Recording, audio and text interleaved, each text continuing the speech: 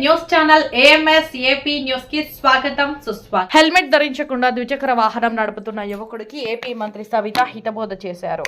శ్రీ సత్యసాయి జిల్లా పెనుకొండలో నిర్వహించిన 37వ రహదారి భద్రతా వారోత్సవాల్లో మంత్రి పాల్గొన్నారు.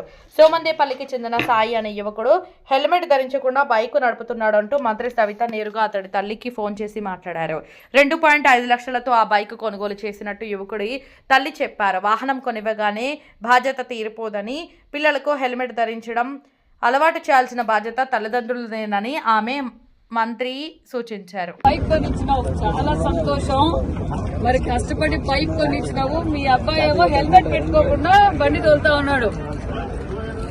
ఏం చేద్దామంటావు? అవునమ్మా, ఓకే, బండి ఏమో కొనిచ్చావు తల్లి. నీ కొడుకు భవిష్యత్తు బాగుండాలి, నీ కొడుకు గౌరవంగా ఉండాలని బండి కొనిచ్చావు. బండి బయటికి తీసేటప్పుడు నీ కొడుకు హెల్మెట్ పెట్టుకొని బయటకు వచ్చే బాధ్యత నీదే. నీ కొడుకు ఆరోగ్యం కోసం చెప్తున్నాం. ఓకే, ఇప్పుడు నువ్వు చెప్పావు కాబట్టి బండి పంపిస్తాం, కొత్త బండి. మళ్ళీ నీ కొడుకు ఎక్కడ హెల్మెట్ పెట్టుకోకుండా బండి తోలితే బండి ఇంటికి రాదు. ఇప్పుడు మేమే హెల్మెట్ పెట్టి పంపిస్తాం మీ అబ్బాయికి. ఓకేనా? ఓకే, ఏం సారీ వద్దు, జాగ్రత్త.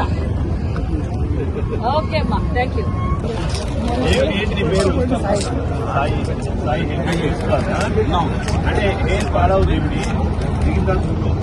నువ్వు కూడా ఎడకుండా కూడా హెల్మెట్ పెట్టుకోవాలి.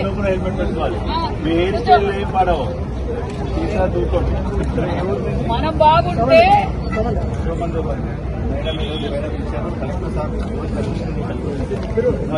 మీరు యూత్ అంతా కూర్చొని మాట్లాడుకొని డిస్కషన్ జరగాలి. మీ ఫ్రెండ్స్ కూడా చెప్పాలి, మా కోసం కాదు ఇది, మీకోసం. మీ తల్లిదండ్రులు కష్టపడి బండి కొనిచ్చారు, మీరు బాగుండాలని. ఇది డిసిప్లిన్.